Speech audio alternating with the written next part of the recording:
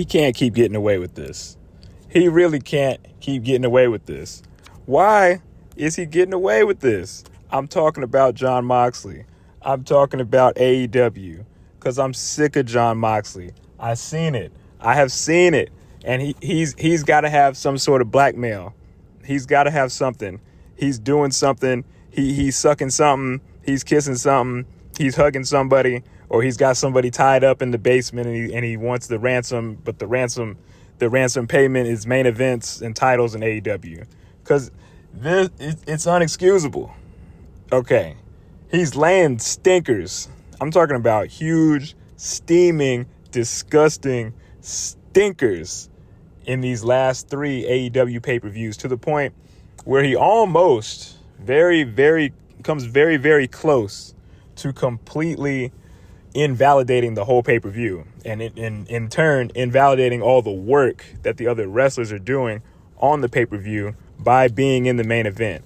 So before I even get to the main thing, these 3 stinkers, I'm talking about Moxley versus Orange Cassidy. That's the 2 worst wrestlers in the game today. They are the 2 worst. These guys should be at the beginning of the show, if not just not only on TV, losing. Moxley and Orange Cassidy. I hate these 2 wrestlers. They're the worst. When I see them on TV, I got to change channel because I want the rating to go down when they're on TV, because I want them to be off TV. I want them to be replaced and fired, because to Tony Khan, Jon Moxley is his Triple H, Orange Cassidy is his Shawn Michaels, and they beat everybody. They main event when they fight each other. They were the main event when CM Punk left, if you remember, a few years ago. As soon as CM Punk left, the main event for All In was immediately Jon Moxley versus Orange Cassidy, because they must be Tony Khan's most loyal guys. But yeah, Jon Moxley cannot keep getting away with this. He's got 3 huge strikes. I'm talking about huge strikes against him that should end a career.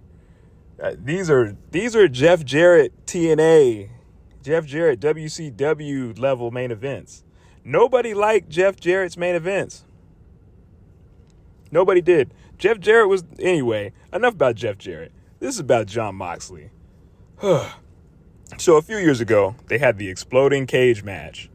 Somehow, Jon Moxley is the only one who can have just a goofy, terrible, horrible main event with Kenny Omega, who is the best wrestler of our times. Somehow. But it's really not. It's really not even that amazing, because Jon Moxley isn't that good. So they had this exploding cage match. Everybody remembers the exploding cage match. It's a huge bummer.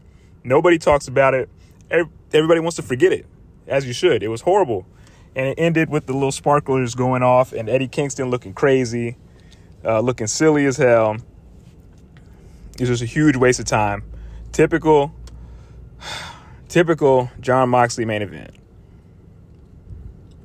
But that's not the only time, because then you go to my favorite pay-per-view, AEW/New Japan Forbidden Door, the show where we're supposed to get the best wrestlers from 2 companies having dream matches. Of course, Jon Moxley, sadly, was the IWGP World Champion at the time. It's super depressing. It's the worst. It's really the worst. It's the worst thing of 2024. Like, Jon Moxley became the IWGP Heavyweight Champion. His opponent was Naito. Naito is a living legend, and it looked like Naito was letting us all know that he thought Jon Moxley was a complete goof and a complete joke. And they decided to show this on the pay-per-view by having a total piece of garbage match, just laying a complete dump on everybody. The match was so bad that it wasn't even the main event. It didn't even have much build-up. Even in New Japan, they were just kind of like, this is the match, you know? You can tell Naito was looking at Jon Moxley like, is this guy serious? Is his company serious? Why is this happening to me? And he wrestled like it. It's a terrible match. I dare you to go back and watch it. It's a horrible match. It's the worst match on the card. It's the worst IWGP heavyweight title match that I've ever seen. I'm going to put that out there. But then recently, because Jon Moxley is the champ again, this time this match reminded me of in WCW when it was Hulk Hogan versus Roddy Piper, while WWE was doing excellent things with Triple H and The Rock and Stone Cold and Mick Foley, and WCW was using old Hogan, old Piper. They both looked tired. They both looked a little bit ill. They looked like they were sick of what they were doing. They looked like they knew that they were dropping a huge steaming dump in all of our faces on live pay-per-view. That's what Mox versus Edge was at this AEW Revolution. AEW Revolution 2025 was a great show. Tony Storm was amazing. Mariah May was amazing. They were kicking all kinds of ass, bleeding buckets, doing everything. They should have been the main event. They put in the work. They did a good storyline. They were cutting good promos. They both have great gimmicks. They both look like superstars. They were both making it happen. Then, and I'm not going to do a whole review of the show, but I mean, this match, Moxley versus Edge, was put as the main event over the Tony Storm Mariah May match. It was main event over Omega versus Takeshita. That's two of the best wrestlers in the world right now. Arguably the two best. And then it was even over Will Ospreay versus Kyle Fletcher, which was a great grudge match.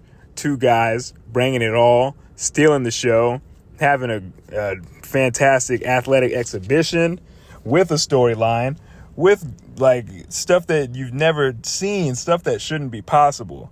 They were doing that. And then Moxley and Edge come out at the end of the show and just drop the biggest stinker you've ever seen. Christian Cage comes out to redo the WWE Money in the Bank storyline that is so played out. Like Moxley versus Edge, we should be able to sue. We should be able to sue when a match is this bad, because we knew that it was going to be a bad match as soon as it was announced, as soon as it started, because it's Jon Moxley. He doesn't have good matches. On his best day, his best matches are when he loses and finally gives up the title. But even then, he can't even do that right. Jon Moxley, I hate you. But that Moxley versus Edge match at Revolution,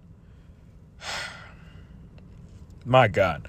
How does he get away with this? I'm telling you, he's got to have Jon Moxley and Orange Cassidy. They've got someone in the Khan family held hostage. Somebody just like, Tony, look at the camera and blink a few times. Just look at the camera, blink, let us know if someone's in trouble, and we can get some help. We can rescue AEW. It can be done.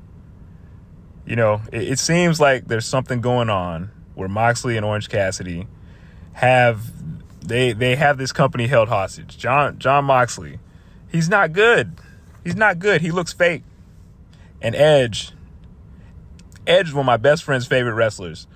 Back when he wasn't old and slow moving, breaking his leg, doing elbow drops from the cage and stuff.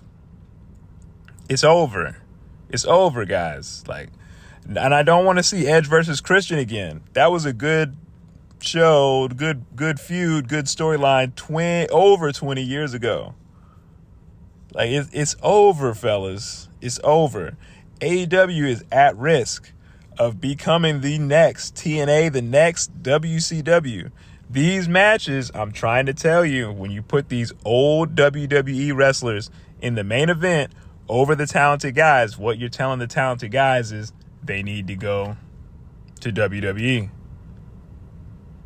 I'm trying to help. I'm really trying to help. Let me know what you think, man. Sound off on them.